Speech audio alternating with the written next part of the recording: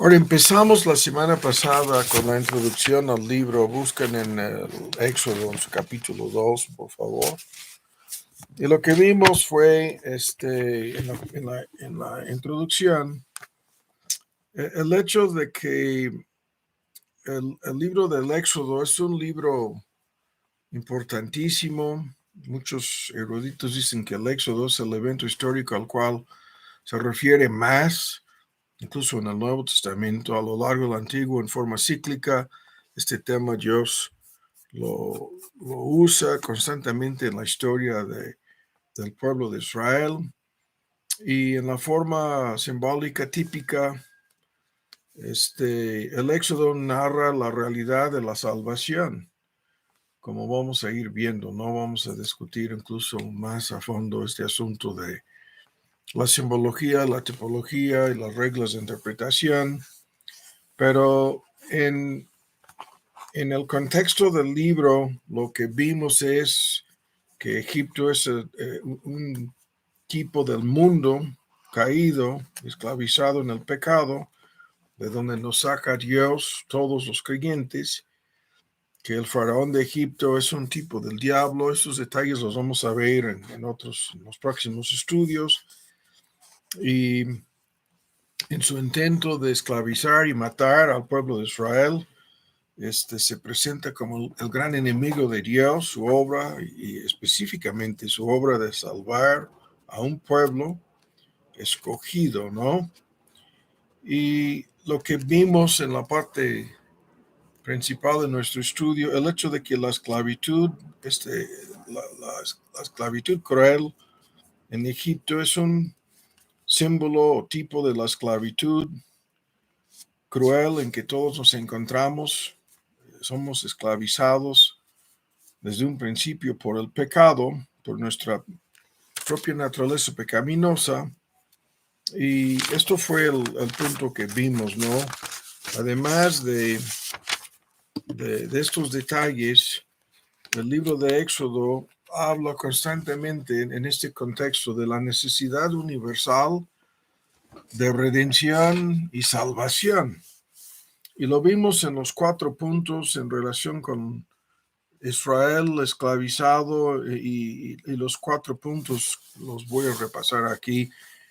Primero, en la esclavitud política se encontraban los judíos, y esto combinado con una esclavitud económica, social, y lo más importante, lo que vimos, la esclavitud espiritual en que se encontraban. Y estos son temas principales en la primera parte del libro, y incluso luego con la entrega de la ley de Moisés en la segunda parte del libro, hay mucho en relación con estos aspectos de la esclavitud y la necesidad universal de salvación. Ahora vamos a tratar de avanzar el día de hoy. Vamos a leer el segundo capítulo. Nuestra intención no es de dar una exposición versículo por versículo, sino que vamos a ir por temas, y vamos a detenernos en algunas partes. En la primera parte del Éxodo hay muchísimas cosas. Y ahora vamos a dar lectura al capítulo 2 del libro, ¿no?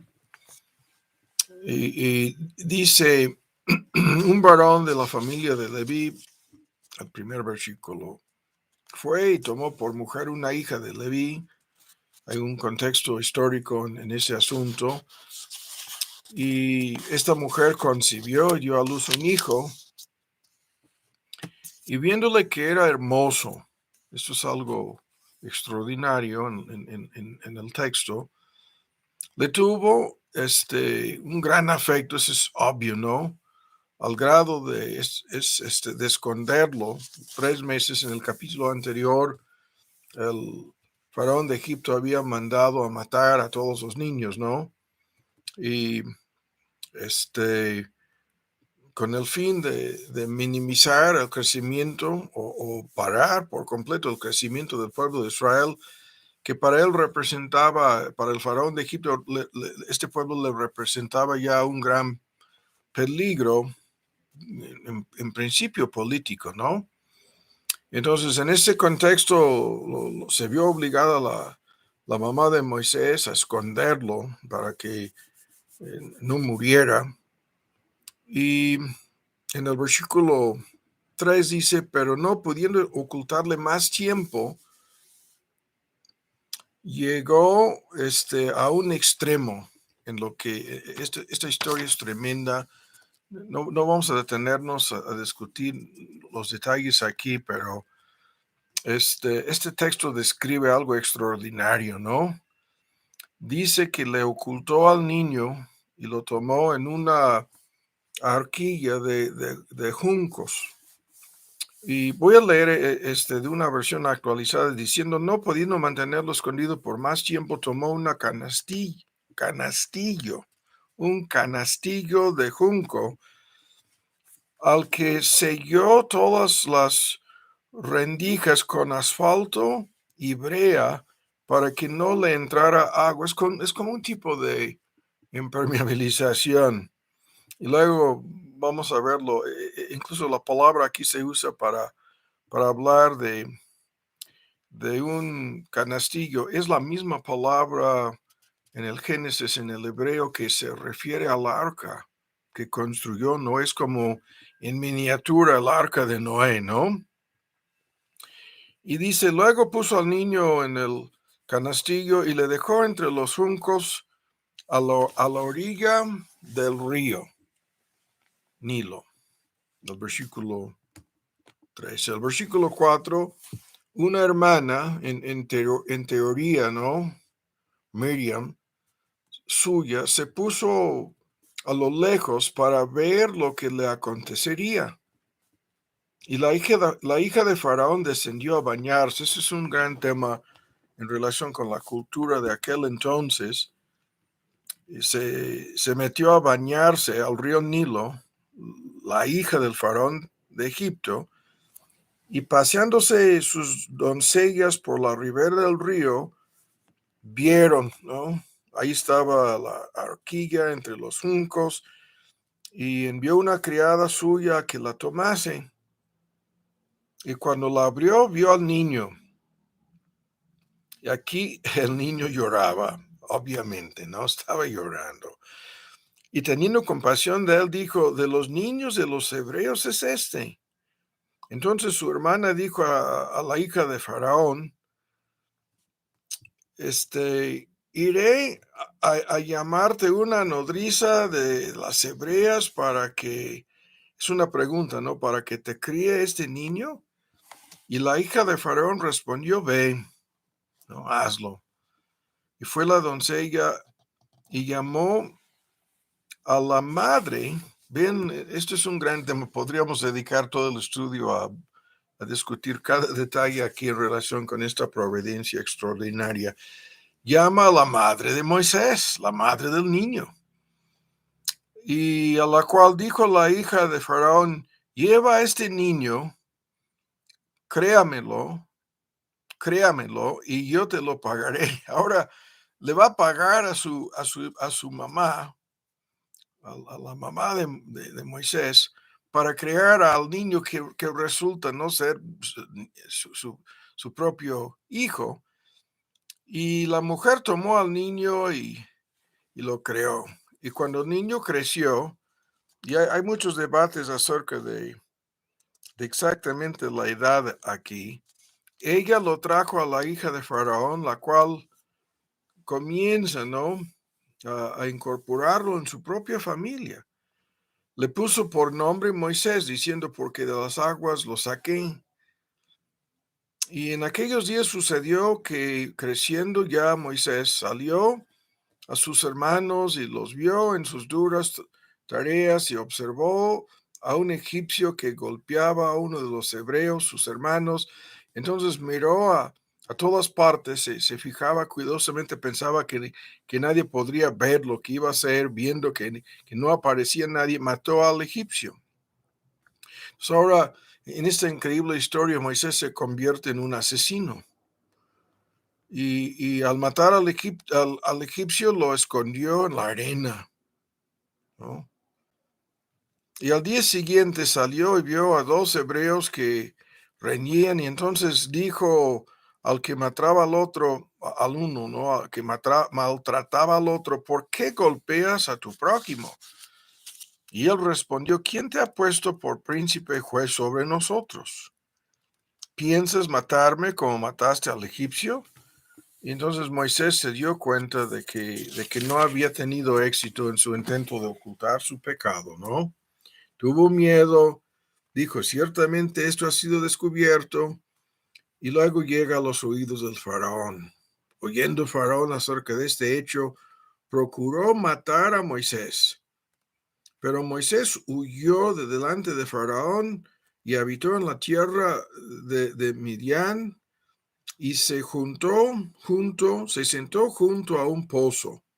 Y en la providencia, esto es un tremendo punto. De igual manera, cada detalle es providencial. Había usan aquí la palabra sacerdote. No vamos a discutir eso. Los jefes de familia funcionaban como en sentido religioso, ¿no? Como intermediarios, así lo voy a decir, entre la familia y Dios. Tenía 7 hijas, el sacerdote de Midian, que vinieron y sacaron agua para llenar las pilas y dar de beber a las ovejas de su padre. Mas los pastores vinieron y las echaron de ahí, las echaron. Entonces Moisés se levantó y las defendió. Y esto es en miniatura. Hay cosas aquí en la simbología, ¿no? Lo que está destinado a hacer, las defendió estas mujeres, ¿no? Y dio de beber a sus ovejas. Y volviendo ellas a Reuel, su padre, él les dijo: ¿por qué habéis venido hoy tan pronto? Y ellos respondieron: un varón egipcio nos defendió de la mano de los pastores, también nos sacó el agua y dio de beber a las ovejas. Esas tareas habían sido asignadas en las costumbres de aquel entonces tan solo a esclavas y mujeres, y Moisés desempeñaba este papel sorpresivamente. Dijo a sus hijas: ¿dónde está? ¿Por qué habéis dejado a este hombre? Llamadle para que coma. Y Moisés convino, es un resumen aquí, en morar con aquel varón, y él dio a su hija Sifora, ¿no? Ese nombre Sifora, por mujer, a Moisés dio a su hija, y ella le dio luz un hijo y le puso por nombre Gersón, porque dijo: forastero soy en tierra ajena. Y aconteció que después de muchos días murió el rey de Egipto. Los hijos de Israel gemían a causa de la servidumbre, clamaron, y subió a Dios el clamor de ellos con motivo de su servidumbre, su esclavitud. Y oyó Dios el gemido de ellos, y se acordó de su pacto con Abraham, Isaac y Jacob. Y miró Dios a los hijos de Israel, y los reconoció Dios, ¿no? Ahora, la pura lectura, nada más, de este segundo capítulo, y lo que vamos a sacar de lo que hemos leído aquí es lo siguiente. Vamos a introducir la increíble historia de Moisés, ¿no? El gran Moisés, ¿no?, es considerado como la persona, algunos prefieren la palabra protagonista, más importante en la historia bíblica, con la excepción de nuestro Señor Jesús. Esto es un tema de debate, ¿no? Pero sin lugar a dudas, en relación con el Antiguo Testamento, el asunto es así. Moisés es el personaje más importante en esta historia. Su vida abarca una serie de cosas extraordinarias, pero como vamos a ver, son, en otros sentidos, son los mismos elementos que se encuentran en la vida de todos, como vamos a ver terminando. Pero los acontecimientos en su vida, ¿no? Son, lo vuelvo a decir, cosas extraordinarias y se incluyen en la lista una tremenda providencia asombrosa, obrando en medio de una serie de contradicciones. O sea, contradicciones como vamos a ilustrar ahora. Y ahora voy a resumir aquí una lista de puntos en relación con lo que estamos señalando.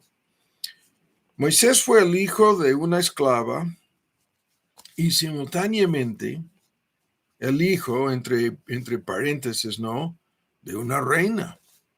Tanto hijo de una esclava como hijo de una mujer que pertenecía a la familia real, ¿no?, la hija del faraón de Egipto, una reina. Y esto es algo extraordinario, es una tremenda contradicción a la vez. Moisés nació en una tienda, en teoría, los judíos vivían así, en condiciones de extrema pobreza, nació Moisés y vivió por lo menos la primera parte, su vida está dividida en tres partes, ¿no? Los primeros, voy a decir, 40 años de su vida, vivió en un palacio, aunque nació en una tienda, ¿no? Vivió en un palacio. Fue el líder de ejércitos. En un sentido, el pueblo de Israel se convierte en el ejército de Dios. Es un símbolo, ¿no? Al decir que se convirtieron en el ejército de Dios, se conviertan en el pueblo que pelea en contra del faraón, que representa al diablo y sus ejércitos, sus huestes espirituales. Pero siendo el líder del ejército o el pueblo de Israel, era simultáneamente el pastor de ovejas. Increíblemente, pastor de ovejas. Fue un hombre de carácter extraordinario, fuertísimo. Algunos libros enfocan mucho su carácter explosivo, su enojo, su coraje. Y al mismo tiempo, según Números 12, Dios le consideraba a Moisés como el hombre más manso de la tierra, el más manso, siendo de un carácter tan fuerte. Fue educado en las mejores escuelas de Egipto, según el sermón, ¿no?, en Hechos 7. Hay una narración en ese sermón de la vida de Moisés. Pero habiendo sido educado en todos los conocimientos, en las mejores escuelas de Egipto, terminó guiando a un pueblo que evidentemente no tenía ni siquiera estudios básicos, ¿no? Esto es un tema de debate, pero en su esclavitud eran sujetos a una servidumbre y sin lugar a dudas, los egipcios no querían que los judíos tuviesen ninguna educación formal. No estamos negando que habrían sido educados en sentido religioso, y sin embargo, el gran Moisés termina guiando a un pueblo que no tiene ni siquiera estudios formales, ¿no? Y al mismo tiempo, según Hebreos 7, Moisés tenía la sabiduría de los egipcios. Ese es otro gran tema. Educado en la sabiduría de los egipcios, más allá de simplemente ser educado, y simultáneamente era un hombre caracterizado por la fe de un niño, ¿no? La fe de un niño, como lo enseña nuestro Señor Jesús, que un aspecto de nuestra fe es la confianza completa de recibir y confiar en lo que Dios dice, la fe de un niño. Ahora, este mismo Moisés fue creado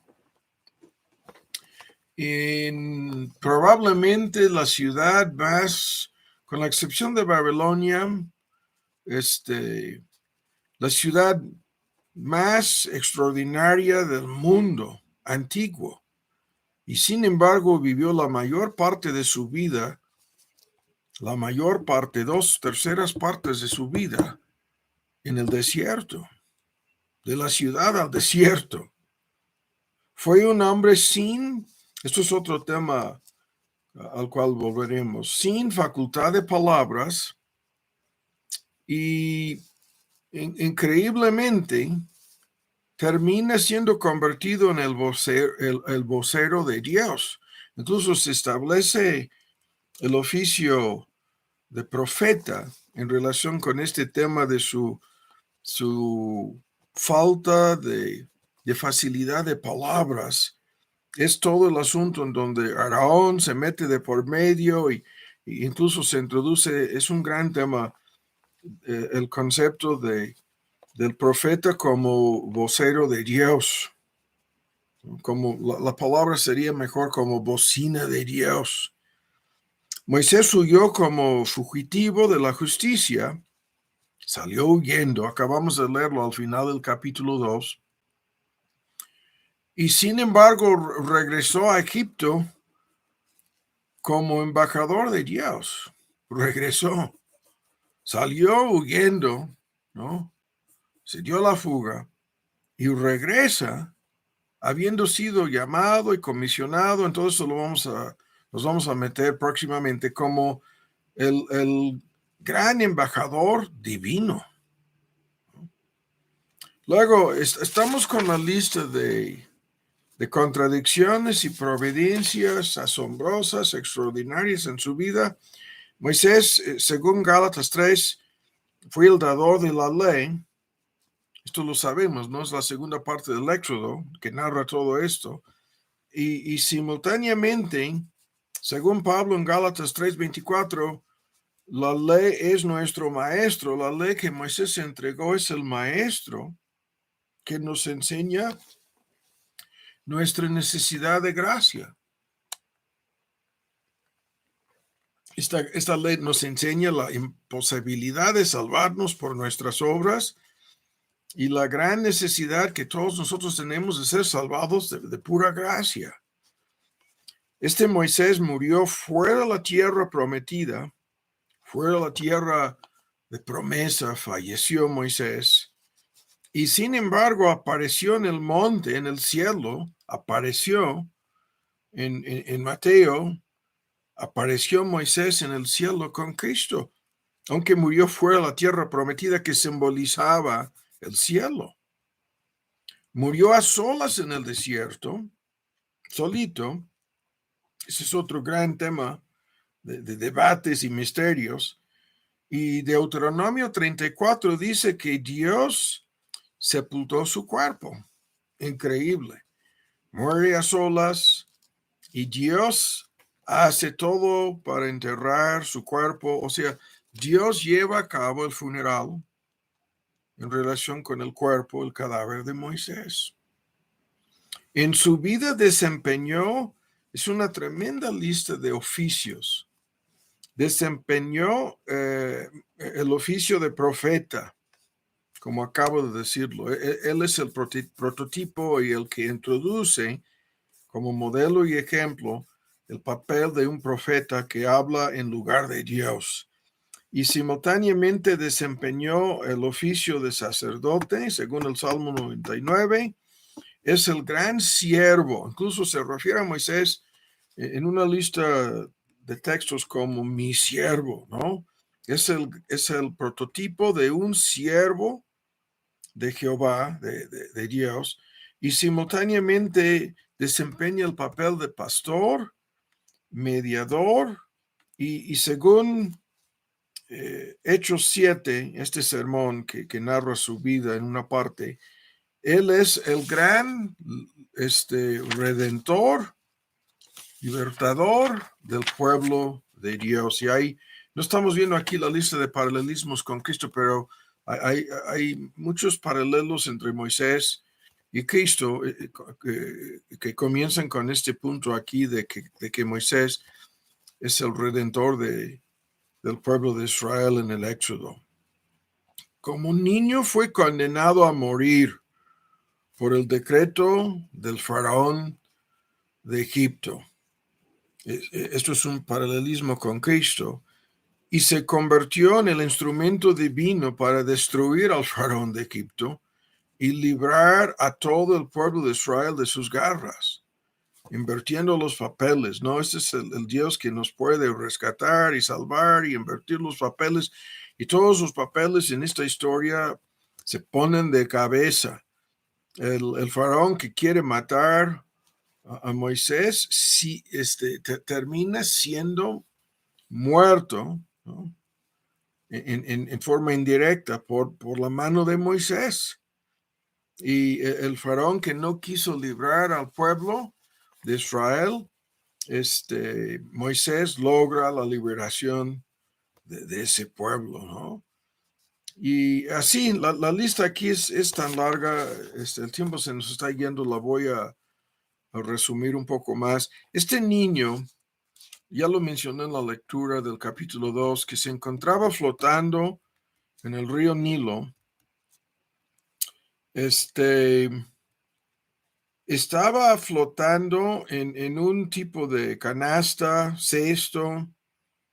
Es la misma palabra hebrea que habla del arca de Noé en el Génesis 6-9, ¿no?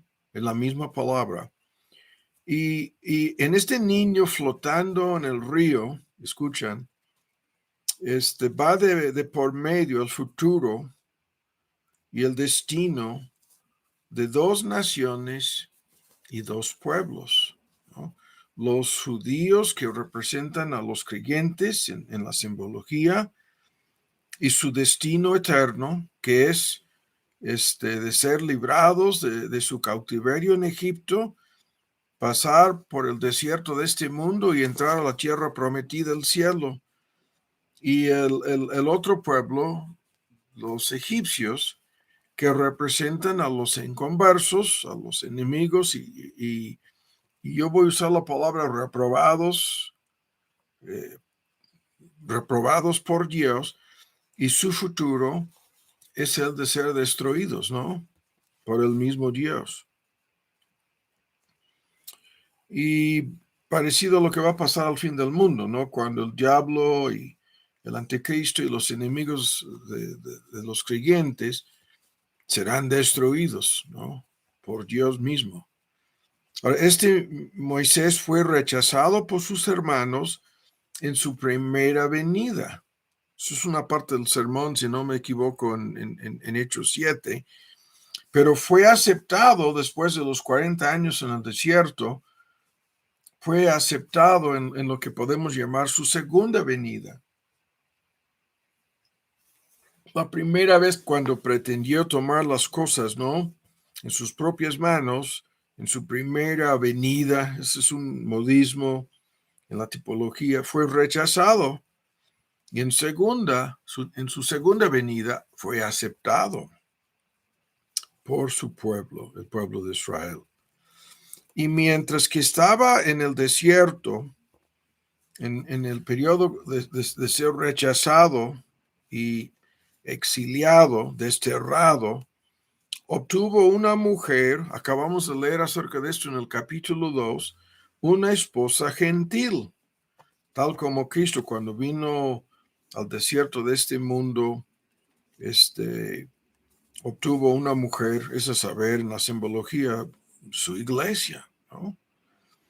Moisés libró al pueblo de Dios mediante la sangre en la noche, ¿no? De la salida de Egipto, la sangre del Cordero Pascual, porque se comienza a celebrar la Pascua, ¿no? Por primera vez esa noche, pero es por la sangre del Cordero que son librados, y de igual manera Cristo nos libra como su pueblo, pero nos libra como el Cordero de Dios derramando su propia sangre. Este Moisés, escuchen ahora, no llevó al pueblo de Israel a la tierra prometida, sino que se quedaron en el desierto, ¿no? Y fue Josué el que tuvo que meter a este pueblo a la tierra prometida. Y de ahí viene el argumento en Juan, en su primer capítulo, el texto dice, la ley por medio de Moisés fue dada, mas la gracia y la verdad vinieron por medio de Jesucristo. Y Josué es el tipo de Cristo. Incluso no estamos negando que Moisés también fue un tipo de Cristo, ¿no? Pero así las contradicciones, las cosas extraordinarias en la providencia de Dios y toda esta historia, ahora vamos a llegar al grano, ¿no? De esta historia. Y estoy mirando el reloj para decir lo siguiente. Tal como Moisés pasó 40 años en el desierto, Cristo pasó 40 días en el desierto antes de comenzar su propio ministerio, ¿no? 40 años en el desierto, el primer Moisés, y 40 días es la palabra. 40 días en el desierto nuestro Señor Jesús, antes de comenzar su ministerio. Ahora, la gran pregunta que surge en esta historia, y eso es lo que nos interesa en el tiempo que nos resta, es qué es lo que estaba haciendo Dios en prolongar tanto la preparación de Moisés. ¿Qué es lo que estaba haciendo Dios?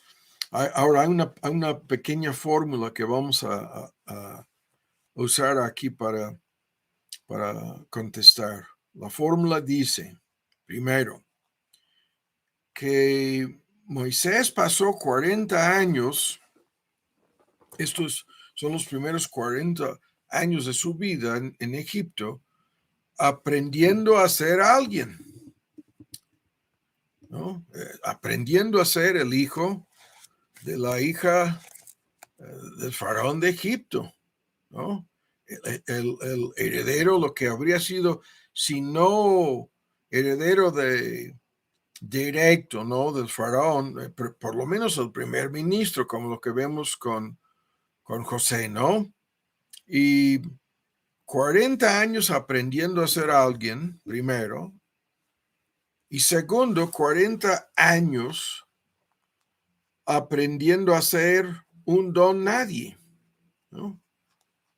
Y el juego de palabras, primero llega a ser alguien, ¿no? En Egipto, y luego en los siguientes 40 años termina siendo un don nadie, ¿no? Y luego, escuchen, en los 40 años después del Éxodo, ¿no? Porque son 40 previos y 40 después, ¿no? Del Éxodo, del evento cuando salen de Egipto en la noche. Pasa 40 años demostrando y probando que Dios, ¿no? Es el gran actor, el gran protagonista, el gran libertador, salvador, héroe, etcétera, en relación con esta historia sobre la redención del pueblo de Israel de su cautiverio en Egipto. Los 40 años pasando por el desierto demuestran, como vamos a ver en tantas cosas, lo que Dios hace en la vida de Moisés y en la vida de ese pueblo. Y eso es un simbolismo, paralelismo con lo que sucede en la vida cristiana.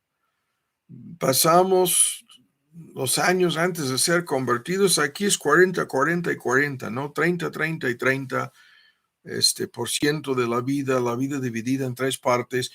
Y pasamos nosotros la primera parte de nuestra vida en conversa, tratando de ser alguien. Eso es lo que vemos en todos sus inconversos, tratando de formar su identidad, su tratando de encontrar su razón de ser, tratando de encontrar el propósito, ¿no?, para vivir. Y luego, cuando somos convertidos, pasamos otro largo periodo de tiempo, y eso es con tantas cosas que sucedan, que nos humillan, aprendiendo que no somos nadie. Esto es la primera cosa que aprendemos en el Evangelio, ¿no?, de que no podemos salvarnos a nosotros mismos, de que no podemos cambiarnos a nosotros mismos, de que no podemos hacer nada sin Dios. Y luego pasamos el resto de nuestra peregrinación por el desierto de este mundo, demostrando lo que Dios puede hacer, ¿no?, con un don nadie. Esa es nuestra vida en miniatura. Ahora, hay otra fórmula, y escuchen esta fórmula, que dice lo siguiente: antes de que Dios sacara a Moisés de Egipto, tenía que sacar a Egipto de Moisés. Y eso es el gran tema, no lo vamos a discutir, narrado en Hebreos 11, en donde se refiere a cómo Moisés llega a una crisis y escoge identificarse con el pueblo de Israel y rechaza todo lo que habrían sido los tesoros, los privilegios, los placeres de Egipto, los placeres temporales del pecado en Egipto. Y esto es lo que Dios hace con nosotros. Nos tiene que sacar de Egipto, ¿no? Y en ese sentido, Dios tenía que sacar a Moisés de Egipto, pero tenía que sacar a Egipto de Moisés. Es un juego de palabras, ¿no? Y luego Dios usó a Moisés para sacar al pueblo de Israel de Egipto, ¿no? Y luego en la peregrinación por el desierto, Dios sacó a Egipto de Israel. Es un juego de palabras en donde es el mismo asunto, en donde podemos ver de inmediato los paralelismos, ¿no? Porque Dios nos saca de Egipto y luego saca a Egipto de nosotros. Y tal como lo vemos en esta historia. Ahora, en el próximo punto, escuchen el siguiente paralelismo aquí. Antes de que puede ser Moisés usado por Dios en esta forma, lo que vemos al principio es que Moisés trata de hacer la obra en base a su propio poder. Esto es el fenómeno que acabamos de leer en el capítulo 2 con Moisés, creyendo que en base a su poder, su capacidad, que él puede salvar a este pueblo de las garras de Egipto, del diablo, del faraón de Egipto. Quiere sacar a este pueblo y trata de hacerlo matando al egipcio. Trata de hacerlo en base a su propio poder. Y tiene que aprender primero que no es con poder, ni con fuerza, ni con ejército, sino con mi espíritu, lo que dice Zacarías 4, ¿no? Y eso es lo que todos los creyentes vamos aprendiendo a lo largo de nuestra peregrinación, servicio en el reino de Dios, exactamente lo mismo. Vamos aprendiendo primero que la salvación es por gracia y que todo lo que va a suceder en nuestras vidas es por la misma gracia. No es en base a nuestra capacidad, nuestra fuerza de personalidad, nuestros dones, nuestros talentos, nada de eso, ¿no? Y eso es lo que Moisés va aprendiendo. Y una parte de la historia es sus caídas en repetidas ocasiones yo voy a decir, berrinches de enojo y coraje, ¿no? Cuando rompió las tablas, cuando golpeó la roca. Es una lista de ejemplos. Y todo esto nos enseña todo lo que estamos viendo aquí, en estos puntos. Todo esto nos enseña la gran necesidad de que seamos preparados por Dios para realizar la obra que Dios nos ha encomendado. Y esto es el tema que hemos escuchado muchas veces, el hecho de que nadie puede tener éxito en la vida cristiana sin que seamos preparados para manejar correctamente dicho éxito.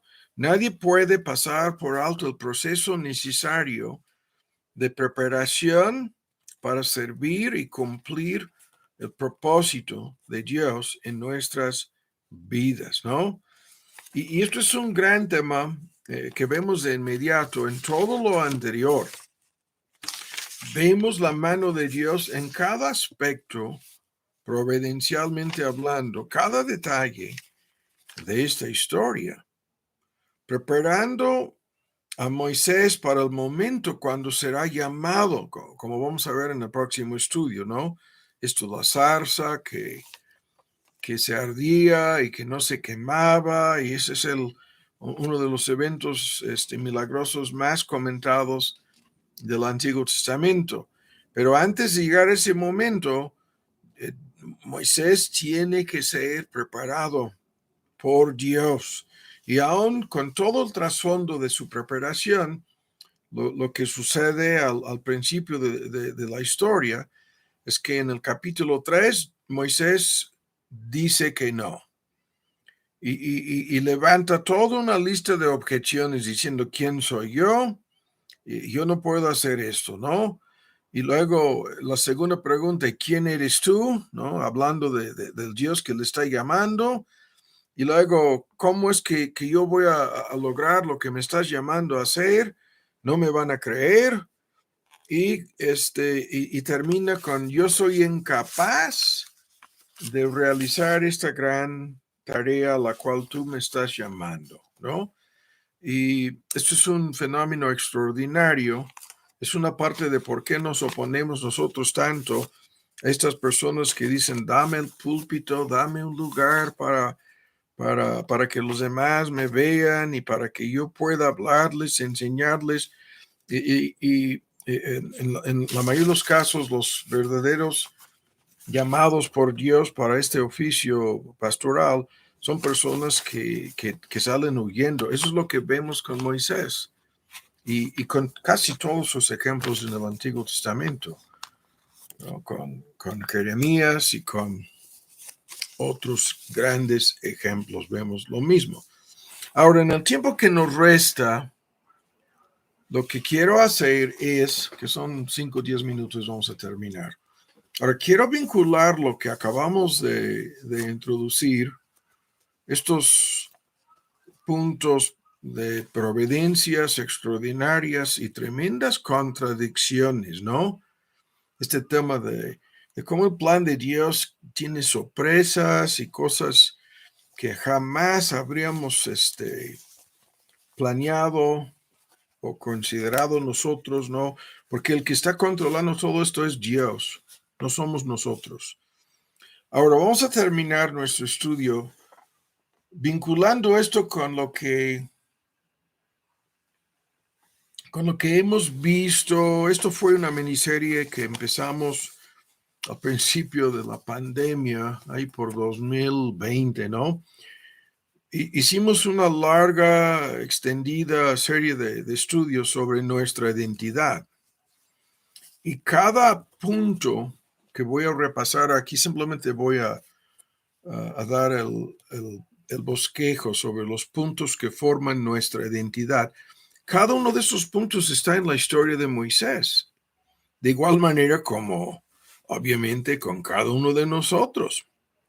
El primer factor que forma nuestra identidad es nuestro cuerpo.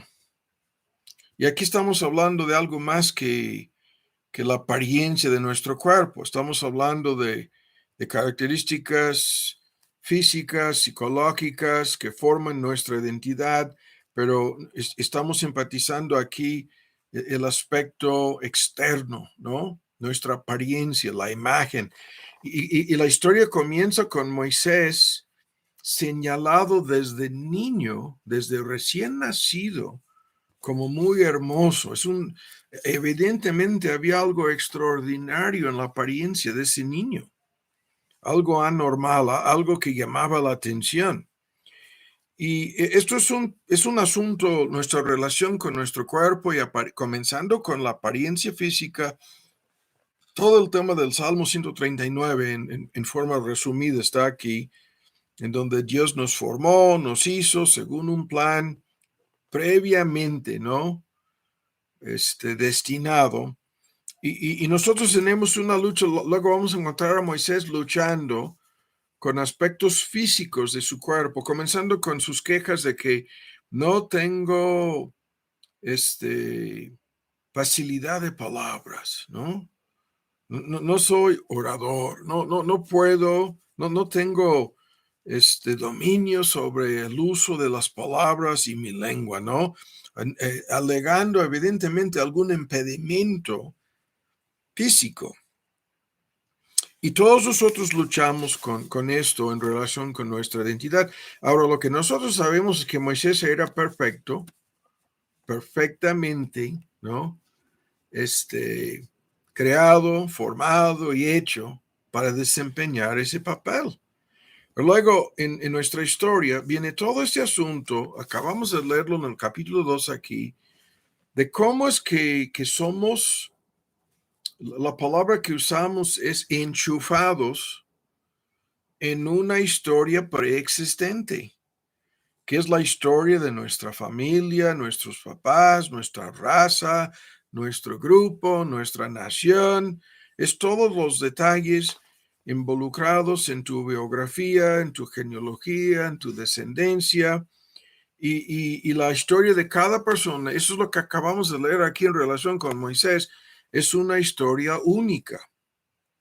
Y hay en cada historia desventajas, ventajas, oportunidades en relación con todo un paquete, desde tu educación hasta incluyendo tus dones, talentos, alcanzando éxitos y fracasos. Y la historia de Moisés es, a esto volveremos, es de muchísimo éxito y terribles fracasos. Acabamos de verlo, ¿no? Comienza como un gran fracasado.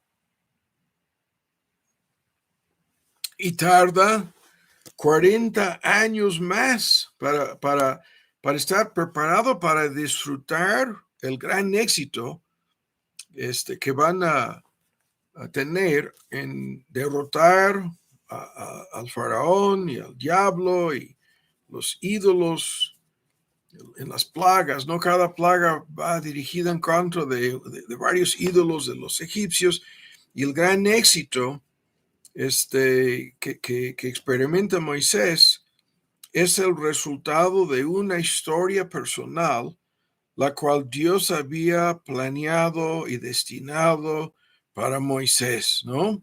Todo fue determinado por el Todopoderoso, y es exactamente lo mismo con nosotros, con nuestras vidas, ¿no?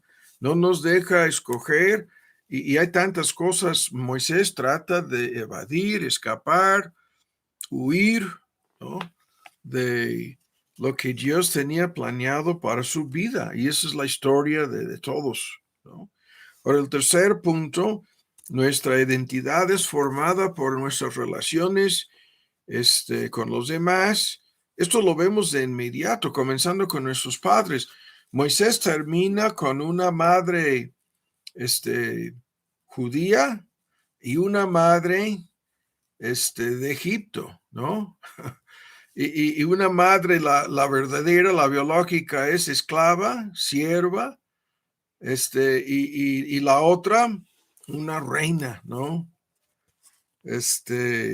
Increíble la historia de estas relaciones y el dolor y lo que debería de haber sentido al tener que escoger entre estas dos mamás cuando sale de Egipto. No dice adiós a la hija del faraón de Egipto, pero la historia nuestra es formada por nuestras relaciones con los demás.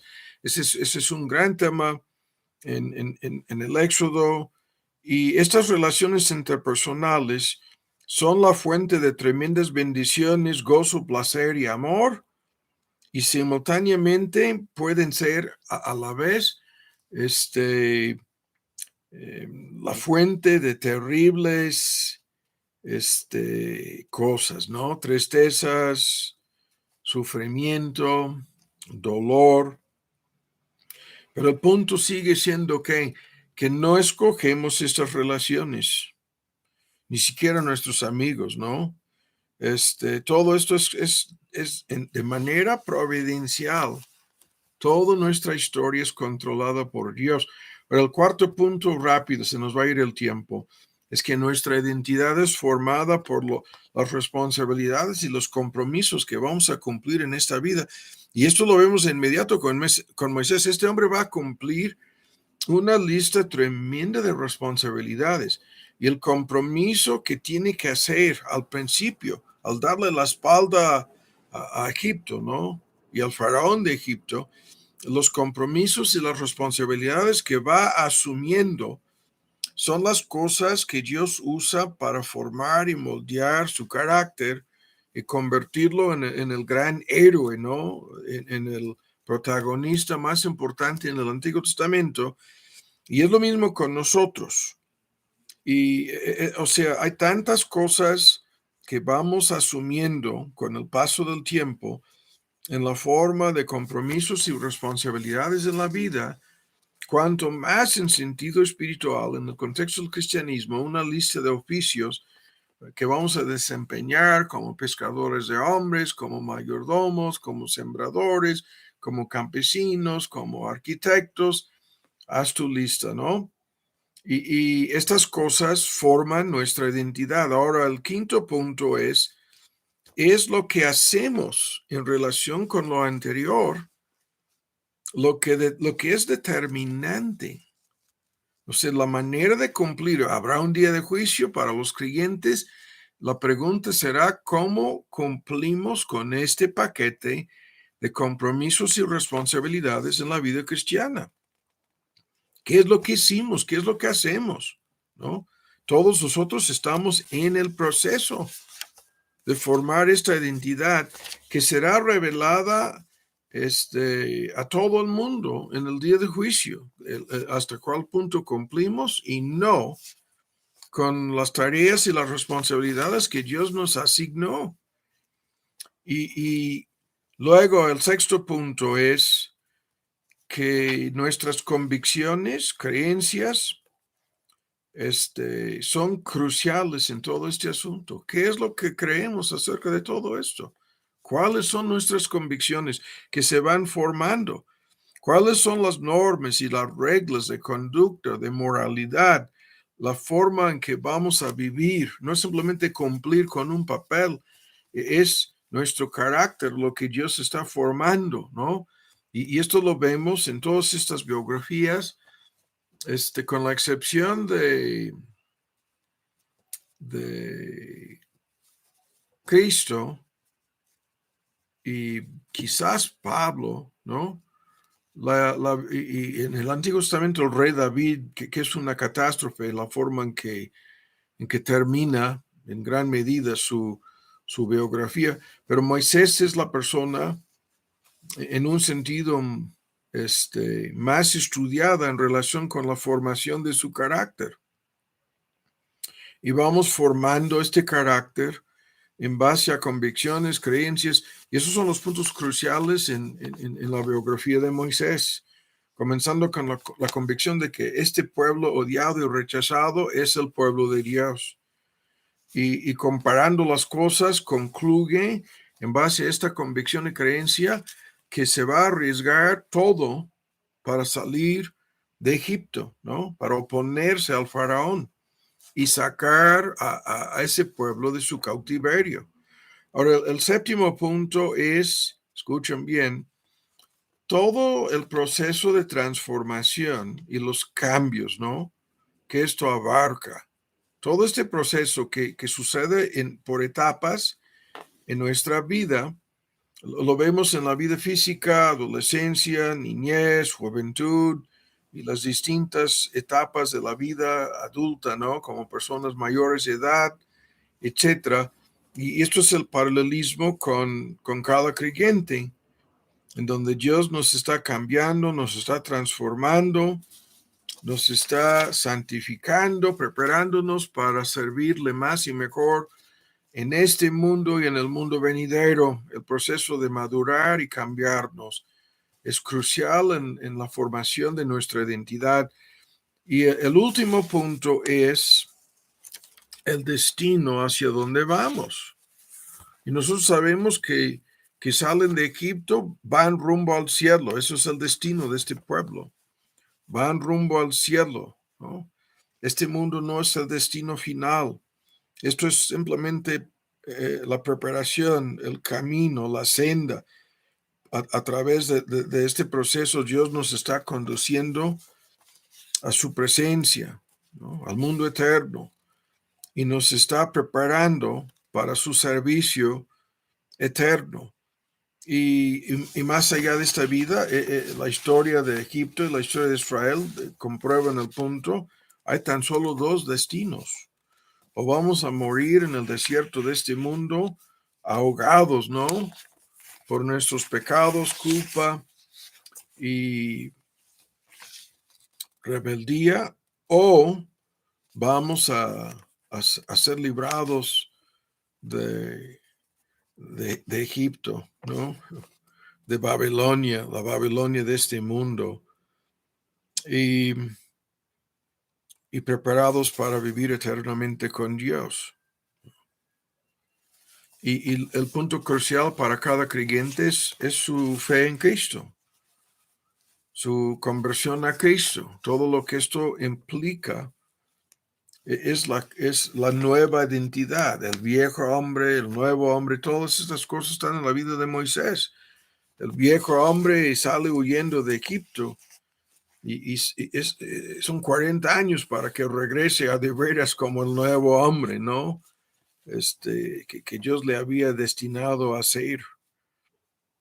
Y es en este sentido que podemos ver de inmediato la gran importancia de Moisés y su historia personal y su papel como el instrumento de Dios para librar a su pueblo de Egipto. Y nosotros estamos involucrados en el mismo plan, en el mismo propósito, porque estos son símbolos de salvación o perdición, símbolos de nuestro destino, símbolos de nuestra identidad. Y la pregunta es, ¿en dónde nos encontramos en esta historia? ¿No? Y lo que tenemos que hacer es encontrarnos, como siempre insistimos en esto, en el espejo de la palabra de Dios nos encontramos a nosotros mismos. Padre, te damos las gracias por este tema, te pedimos que sea de provecho y que ayudes a cada oyente a repasar estos puntos y encontrarse en tu plan, en tu propósito de salvación, de redención, de liberación, de la esclavitud en todas sus formas, al pecado y al diablo. Esa esclavitud que mató a los egipcios, que no fueron librados porque no tenían la fe en el Cordero de Dios. Y te pedimos que nos ayudes, los que tenemos esta fe, a avanzar, a crecer, a madurar, a formar nuestra identidad en base a tu palabra, encontrándonos en Cristo por medio de tu gracia. Y por eso te pedimos en el nombre de Cristo Jesús. Amén.